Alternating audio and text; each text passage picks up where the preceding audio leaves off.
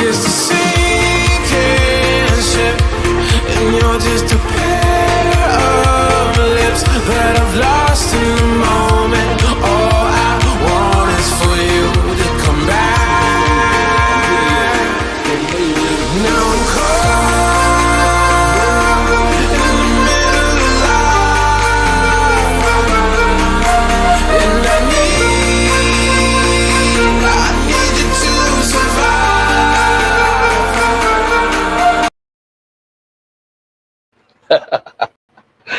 Greetings, everyone, and welcome to another edition of the Red Pill Diaries. This is the third of our triple header today.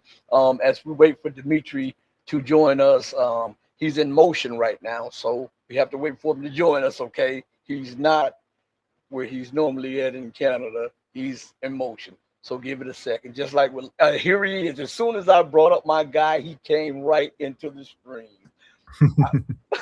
How's it going today, my friend? Great to see you, brother. It's nice to be back. You guys have got to check out Dimitri's work. He does excellent work. He goes all around the world covering stories, but he especially covers what's going on in Palestine. And so, Dimitri, what is going on right now? It seems like Israel is still genociding the Palestinians. It seems like they're still trying to take part of Syria. It seems like they're still trying to take part of Lebanon, and they're still ignoring the so-called warnings by Donald Trump for ceasefire. So the so-called ceasefire in Gaza went into effect in October of last year. And in that time, Israel has killed over 1,000 people in Gaza. On average, it's killed somewhere in the range of 5 people per day. I don't think there has been a single day. I've followed the reports from the Gaza Health Ministry fairly carefully, and I can't recall seeing a single day where somebody wasn't at least wounded seriously. Usually every day there are several deaths, and there's been an increase in the rate at which they're killing civilians in Gaza over the past month or so. Basically, as it appeared that Iran and the United States were going to strike some kind of at least a framework deal, not an actual peace deal, Israel's savagery in Gaza seemed to escalate. In Lebanon, they have killed since March 2nd, when Hezbollah finally responded to the daily violations of the ceasefire in Lebanon, which went into effect in November 2024. So Hezbollah restrained itself for basically 16 to 17 months. There too, there were thousands of ceasefire violations by Israel. So Hezbollah finally reacted on March 2nd, 2 days after the war. The second war of aggression was launched by Israel and the United States on Iran. And since then, it has killed, I believe, in the range of 4,000 people in Lebanon. Now, it was behaving in a particularly criminal manner in the last week or so after this MOU was signed. But as of a couple of hours ago, this is the last time I checked, it appears that it hasn't been killing anybody today. The attacks seemed to stop yesterday when the Iranian delegation showed up in Switzerland. I shouldn't say stop, they've been paused. And I've seen no reports either that Israeli military forces are advancing deeper into Lebanese territory today. But other than that, other than today, which is exceptional, they have been trying to take more territory and have been killing people in Lebanon every single day since. Well, I'm trying to pick which ceasefire to refer to, because there's actually 4. 4 are now in effect for Lebanon. There's the one that was negotiated in November 2024. Then there was the one that was agreed to by Iran and the United States on April 7th, which Israel violated every day, except perhaps today. Then there was another one. No one talks about this one, which was negotiated by the Lebanese government in Israel about 2 weeks ago. And then there was the ceasefire called for under the MOU, which was signed 2 Sundays ago. So I think Israel is the only state in the history of civilization that has ever violated 4 ceasefires at one time in one country. Well, America might be in the same bag with her. Uh, since Trump, since Trump said that um, he has to say over Israel, and that most of the weapons are provided, most of the intelligence is provided, and most of the real time data is provided by the U.S. Do you think he was sincere in him saying that he wanted Israel to stop while they were in the midst of bombing people when they were still receiving the weapons, the data, the telemetry, the strike data, everything? How can he be sincere and the United States is still supplying that and Israel was still bombing and killing children, women, old people indiscriminately? That is the absolute correct question to ask. You couldn't have put it better, Rashid. But everybody should assume that if Israel continues to receive the munitions with which it's carrying out these crimes from the United States, that the United States wanted to carry out these crimes. That's the rational assumption. It is irrational in the extreme to believe a narrative that the White House is trying to stop Israel when it's enabling Israel in every imaginable way. You mentioned the most important, but there are other ways too in which it enables Israel. For example, when the ICC, the International Criminal Court, indicted Netanyahu and his former defense minister, Yoav Gallant, the Americans went hog wild, the US government, not the American people, obviously, and started imposing sanctions on judges of the International Criminal Court. I've read articles where they talk about how their lives have been turned upside down because they can't use bank cards and they can't use credit cards. And so they're also providing legal protection, like almost like a mafia. They're providing protection, paying off the cops, except they're not paying them off. What they're doing is they're sanctioning them so that the forces of law cannot hold any of these people accountable, which of course encourages them to carry out these crimes. So it is laughable. I think it's laughable, the claim that the United States is trying to stop Israel. The reason why the United States does this is very simple. Most Americans are horrified by these crimes. Most Americans want to see this brought to an end. And the way that Trump minimizes the political damage to his own party is to posture as the adult in the room who's trying to restrain the crazy, rabid attack dogs in Israel. Okay. But if it weren't for that, and the reason, by the way, by Netanyahu doesn't pretend to want peace, Netanyahu makes it very clear that he wants the war on Iran to go on and he wants to continue killing people in Lebanon and Palestine, is because the vast majority of the population, according to polls, want him to do that. So he doesn't hide his intentions. That's all this is. It's kabuki theater. And it's so frustrating, Rashid, that so many people, smart people, people who know that Donald Trump's a pathological liar, they fall into this trap of believing these reports. And I think the reason that they do that is because they really want them to be true. We all want the White House to stop the genocide. Yeah, I use the same terms, kabuki theater, and one of the main things that could bring this war to an end is stop the funding. Period. Just cut the check. Whoever is cutting the checks, stop cutting checks, and the war comes to an end. But again, notice how, and I tell my audience, notice how these blow-ups or these flare-ups between Netanyahu and Trump make it public when both are under pressure from different people, and then it makes Trump look like he's actually frustrated with Netanyahu. It makes Netanyahu to his people look like he's disregarding Trump, and all of this is good cop, bad cop, and we're going to do this until you can kill as many people and advance as far as you can. And I believe that the only thing that has put limits on this is now they understand that Iran has the capability to strike and strike hard. What do you say about that? Yeah, strike hard, not just militarily, but economically by closing the Strait of Hormuz. So, it's hilarious how the neocons and, the Zionists in Israel say that the adversaries, the ones whom they are persecuting, only understand the language of force. This is precisely true of them. In fact, the people that they're trying to destroy would very much like to avoid the use of force. and make extraordinary efforts, as Iran did, to avoid using force. In fact, one might criticize them for having tried too hard to restrain, to prefer nonviolent options.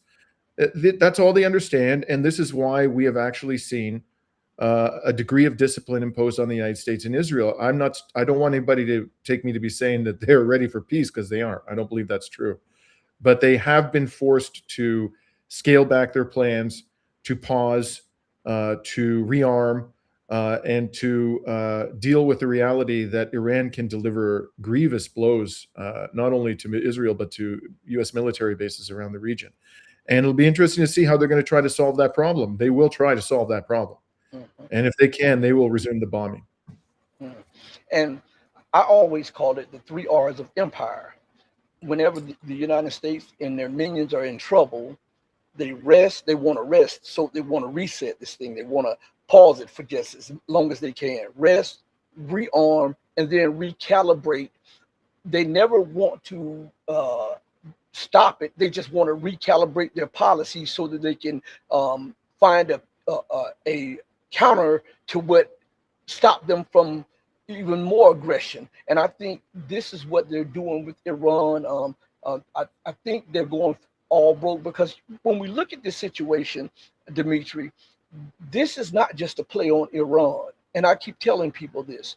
This is a play to keep the petrodollar as the currency of the world. And it's also a play against Russia and China, because Iran stands at the underbelly, and it is in the center of both the North-South corridor and the Belt and Road Initiative. And America feels like if they can get the weaker of the three, then they can have both Russia and China surrounded from the Pacific to West Asia, and they can prevent Russia from fully reemerging as a global superpower.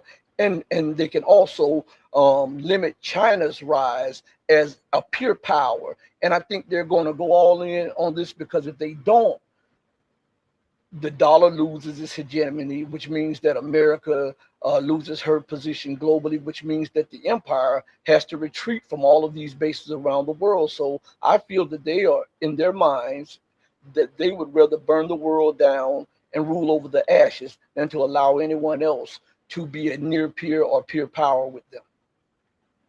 I'm afraid you're 100% correct.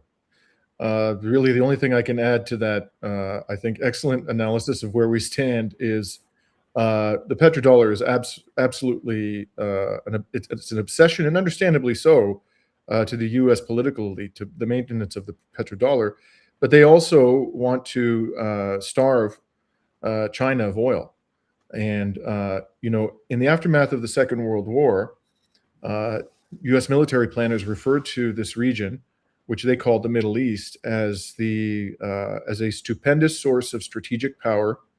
That's what they called it. And they also called it the greatest material prize in human history.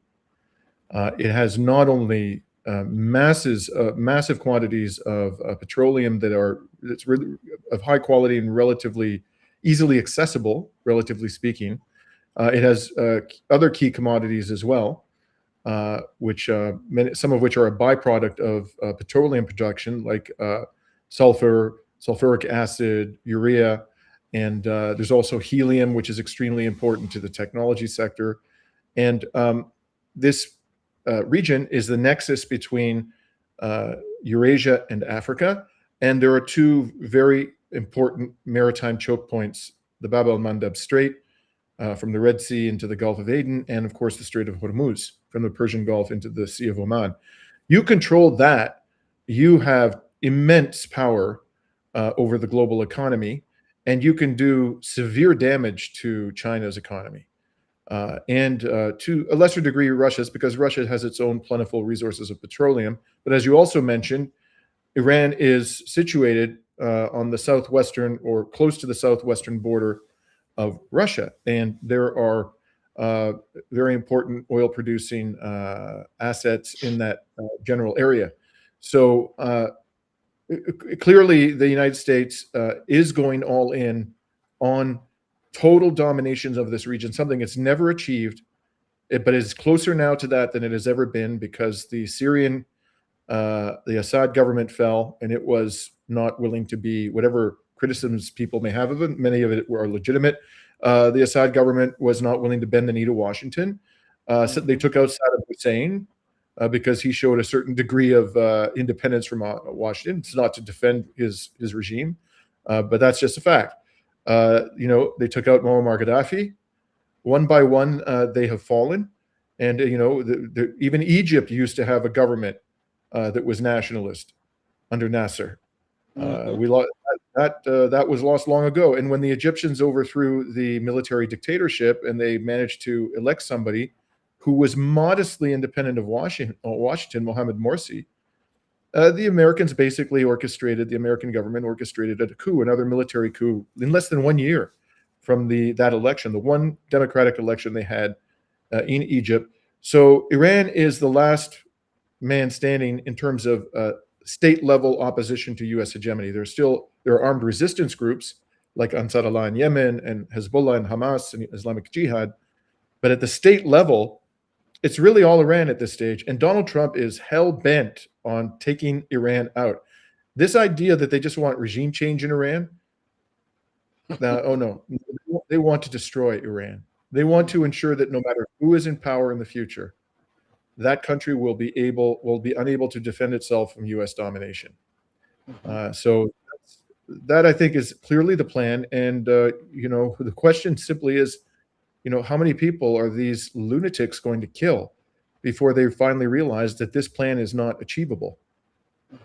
And as we look at Iran again, and we focus on China also, one of the main things which is pushing this even more so is that, remember, for decades, America's main objective was to control the Malacca Strait, to choke off China in case of war, to choke off her oil supplies and stuff. And China has bypassed that with rail lines going to Iran and all of that. And I think that is something that is driving America mad, because even if war breaks out and the United States tries to assert hegemony in the Malacca Strait, in that area, which she'll have problems because China now has the largest naval forces in the world.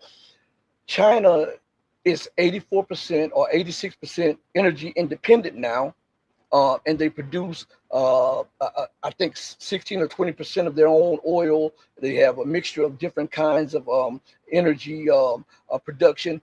Plus, on top of that, they can do land routes, and also the Power of Siberia 1, the Power of Siberia 2. And I think this is leading the war planners in the West into madness, because all of everything that they built their policies of hegemony on is now crumbling right in front of their eyes. And I don't think that they are willing to go silently into the night. I couldn't agree more. I mean, they are absolutely. Um, these people think that basically their motto is hegemony or death. That's Mhm, what it comes down to.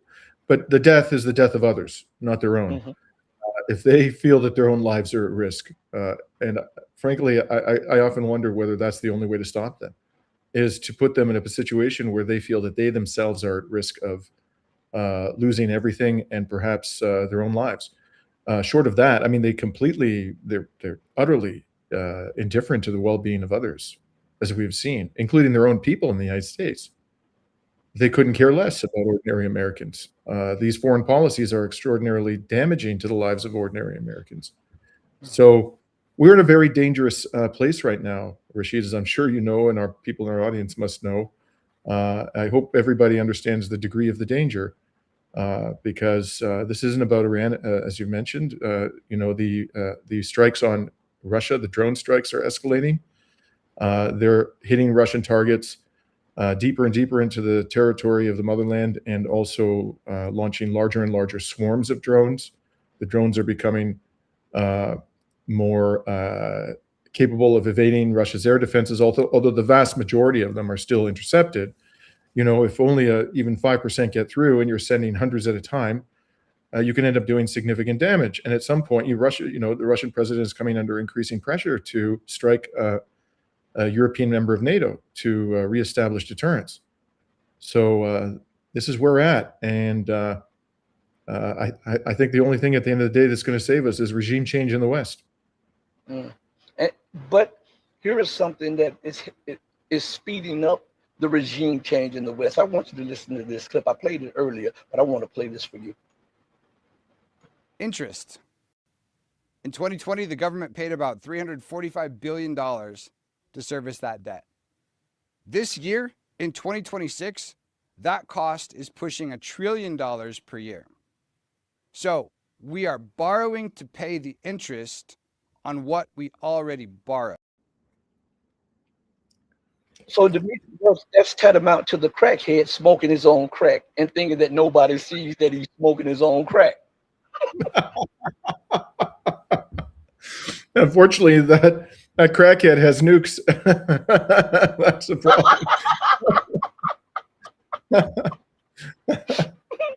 The only crackhead in the world has nukes.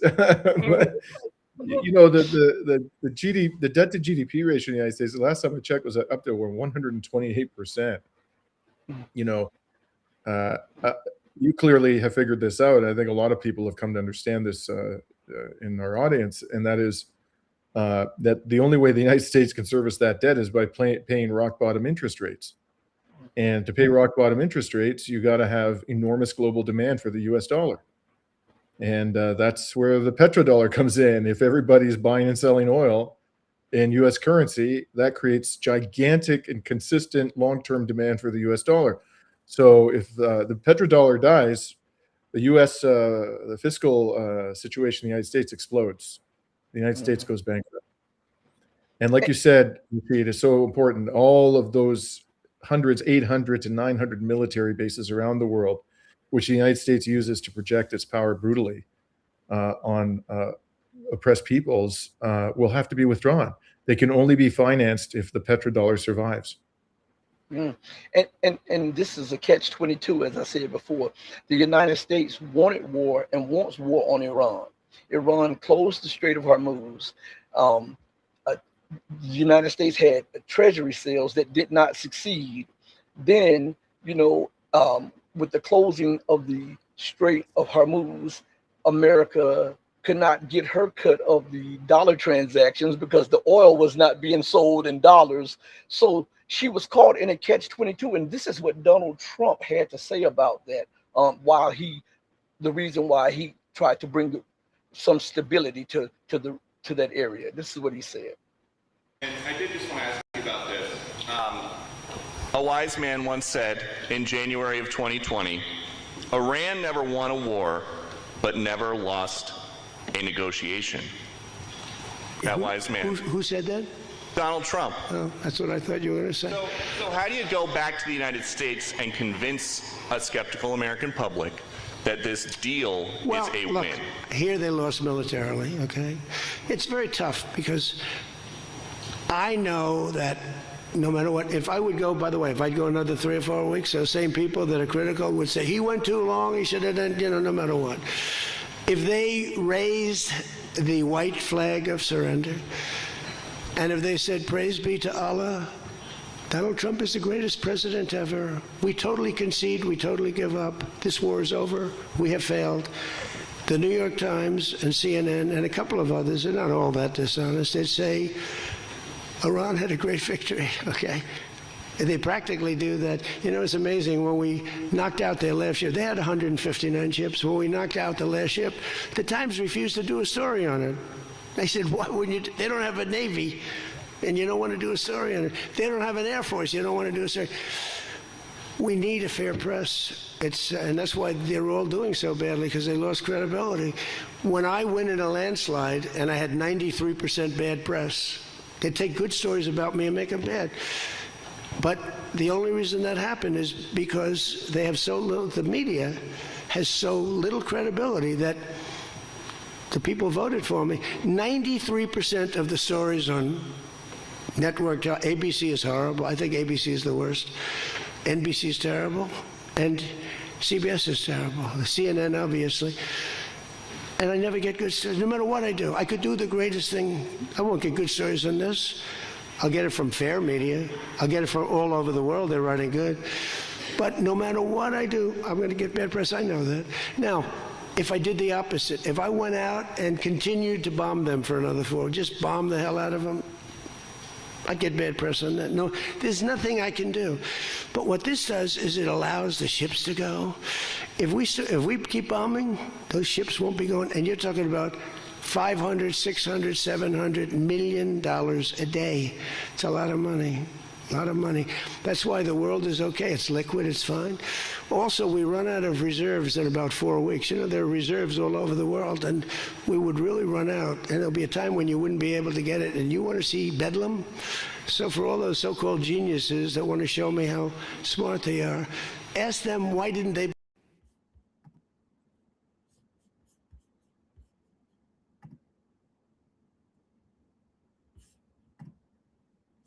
When he Hi, says Rashid. that, Sorry, when he's you broke up. I didn't hear you. Could you start your question over? okay. He said there was only 4 weeks of oil left, and you're talking about bedlam.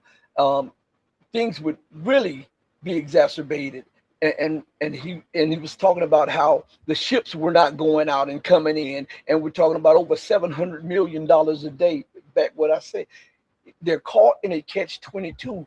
How do you think that this lunatic administration and the Western world is going to react? Because I believe that war is going to happen. I just, when I look at the patterns and I look at the actions of, I think that they're going to just go all out and try to do this thing. I think right now it's a head fake, and I believe that they're trying to rearm, rest, and recalibrate.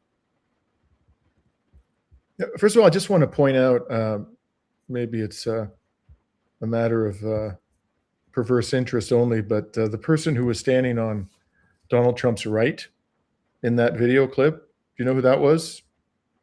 That was Howard Lutnick. Howard Lutnick, the Secretary of Commerce, who was a close friend of Jeffrey Epstein, and who lied through his teeth about his relationship to Jeffrey Epstein. They were next door neighbors. He claimed to have met him once with his wife. They went over to his house to welcome him to the neighborhood, and they were so creeped out by him, they never saw him again. And it turns out Lutnick was a visitor to Epstein Island. So it's kind of interesting that he was sitting there throughout that whole spiel, wasn't it? Anyways, the ghost of Jeffrey Epstein is lurking over Donald Trump's shoulder. But anyways, you know, the Strategic Petroleum Reserve fell last week. You know, we're supposed to be in a period where the Strait of Hormuz is opening by 9 million barrels. It was the third steepest draw on record. So the third largest decline in the Strategic Petroleum Reserve on record. And the reserve is at its lowest level since June 1983. I believe it was, if I'm not mistaken, it was actually established under the Reagan administration. So, you know, back in 1983, they were still expanding the Strategic Petroleum Reserve. It was much smaller than that it is now. And so the capacity of it, I mean. So if we saw a dramatic increase in the price of oil to, let's say, $150 a barrel or more, which is entirely possible if the Strait of Hormuz remained closed for a prolonged period of time, I think we would be to looking at revolutionary conditions in a number of countries. You know, there's nothing gets people worked up more than their inability to feed their kids. You want to inspire mass outrage. That's probably the fastest way to do it. So I think that is a big part of the reason why these characters decided that they had to rein in this war for the time being. They had to pause it and do whatever was necessary to get the Strait of Hormuz open.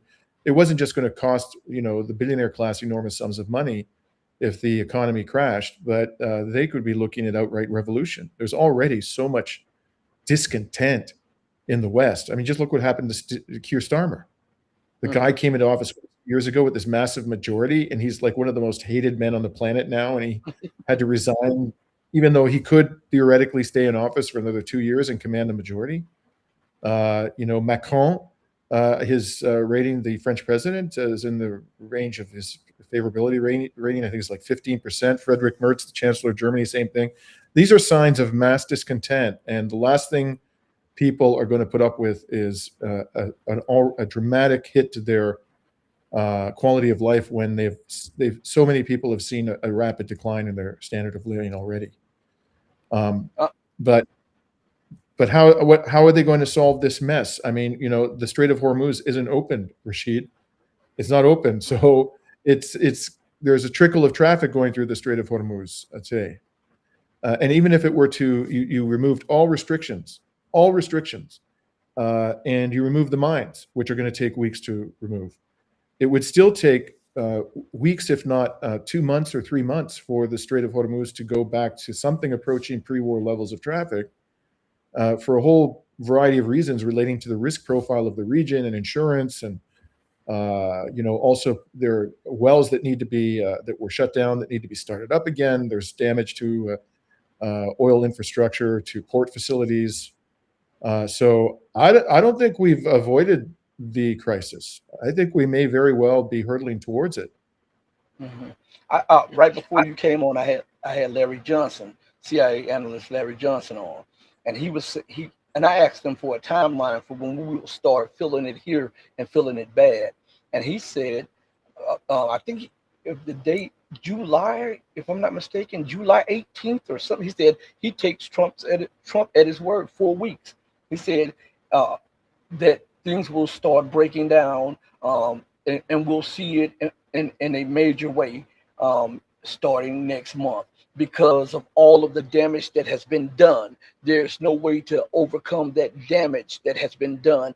And do you think that Trump and his administration, knowing that, are now trying to find some way to pin it on something else? Because remember, when all else fails, they take us to war. So maybe they'll say Iran reneged on such and such, or Iran blew up a ship when we were trying to negotiate, and turn the U.S. economy into a all-out war economy to stave off all collapse. Yeah, by the way, I think that Larry's that's just about right. The estimates I've seen from oil industry experts as to when we're going to hit the crisis point have ranged from late June, in other words, in the next 10 days, to August. And the really optimistic ones say very few, but a few of them say September. So in the summer, basically. I think that this negotiation, this is a large part about what this is trying to achieve. It's trying to achieve the appearance that Donald Trump is working real hard to bring this war to an end, because there's going to be political hell to pay in the midterms. He wants to be able to go to the electorate in the midterms and say, I tried my best to stop the war, and blame somebody else for it, whether it's going to be Netanyahu, whether there's going to be some kind of false flag, there's going to be a provocation that's going to force Iran to go back to military actions against the Epstein regime. Some way, somehow, he's going to try real hard to blame this on somebody else. But we aren't out of the woods by a long shot, man. We are certainly going to experience prolonged elevated inflation. And we could very well find ourselves in an outright economic crisis globally sometime this summer. So what does that mean for? And I'm going to let you go after this question. But what does that mean for the Western world financially? If we get into a global crisis, which we are, and we're already in the midst of, but if this thing is magnified, what does that mean for their military power globally? And what does that mean for the average Joe on the street in Europe and the United States and the Western world? Well, I think, people are going to have to basically rein in the relatively fortunate ones are going to have the ones who can engage in what we call discretionary spending. In other words, they can buy things that they don't need. That's what discretionary spending is. Okay, they'll have to rein that in, and they're going to have to increasingly confine themselves to the necessities of life. But there are a lot of people out there who can't afford the necessities of life if they see a further decline in their income levels or a sharp increase in inflation. I think the percentage of people in the United States who are living, one paycheck away from bankruptcy, if I'm not mistaken, is somewhere in the range of 50%. I can't remember the exact figure, but a huge proportion of the population is one paycheck away from bankruptcy. So you see a huge spike in inflation. All of a sudden, you know, a massive segment of the population, even a majority, finds itself unable to buy the necessities. They start having to sacrifice on the necessities of life. You're looking at incredible degree of instability. We're already talking about, as I said, a political environment that is a powder keg. You know, there's a reason why no one wants to talk about this in the United States. And it's amazing that they don't, but there's a reason why there are on average 4 to 5 mass shootings a day in the United States. This is a mind-blowing number, but that's what the number is. And it's been this way for years. It's because there's so much rage in American society. That's the reason. There's mental illness that is going unaddressed, severe strain, anger, people lashing out, and the society is flooded with firearms. There are more firearms in circulation than there are people. You're talking here about an extremely explosive situation, and I'm genuinely concerned about whether we will continue in the years ahead to have just organized, civilized society in the West. You know, all bets are off at this stage. I don't think so, due to the fact that you and I both know that proper education is what civilizes people.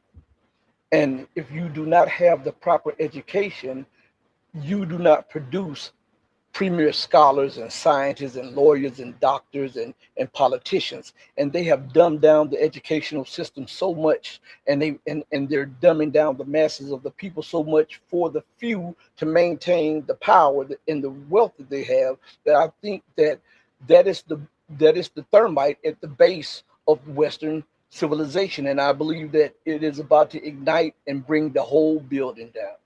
Yeah, man, you are absolutely right to point that out, Rashid. This is one of the reasons why Western hegemony is doomed. It's the serious erosion of educational standards throughout the West, not just the United States. I totally agree. So, you know, the time of Western hegemony has ended. And, you know, we hear that every day. But I think more and more people around the world realize that. But we do not yet know what is going to replace it. And it's up to us to ensure that what replaces it is much better than what we now have. Closing words to everybody out there. You have anything to say to everybody out there? Because they better buckle up. It's going to be a hell of a ride. Yeah, indeed. Thank you so much, Dimitri. I'll send you the video. Hey, be safe. And thank you for putting me in your schedule. You too, my friend. Always a pleasure. Peace out, everybody. Take care. All right. Peace out. Everybody listen. We're going to have a show with Alex Craner. I think it's tomorrow, if I'm not mistaken. I think it's tomorrow. I'll check my calendar. I want you guys to join us, but I want to say this to you all. I have to say this to you all in closing, as I always do, because there's so much going on. And I get a lot of flack when I say my friends or my buddies or whatever. You know, it's lingo, just like in New York, or when they say homie or California cuz or whatever, you know. But in Florida and in the Panhandle, we say my friend or my guy. We say that when we're greeting people. It's a sign of respect. So I say that to say this to you all. You've got to do right by others, not because there's some material gain to be had or because of some accolades to be had. Do right by others because it's the right, the humane, and the godly thing to do. Because even when no one else is watching you, remember that God Almighty is watching you. As my late, great, and beautiful mother would always say, God sits high on the throne of power, but he looks low at the actions of man. Know that I love each and every one of you who love freedom, justice, and equality, peace, and the God of freedom, justice, and equality. And know that the love that I have for you will always pale in comparison to the love that God, the true and living God, has for you. Until we next speak again, stay strong, stay true, but above all things, remember to stay righteous. And hit that like and subscribe button, because righteousness is the only thing that's going to get us out of here. Hey, mama, your baby boy loves you more than life. Thank you, everybody, for joining me on this triple header today. Peace. We're out of here.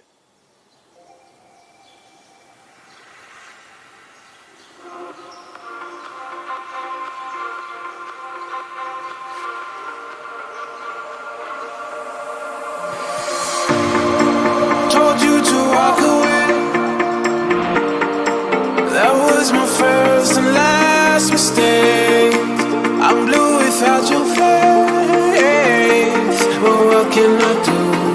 'Cause I'm just a sinking ship, and you're just a pair of lips that I've lost.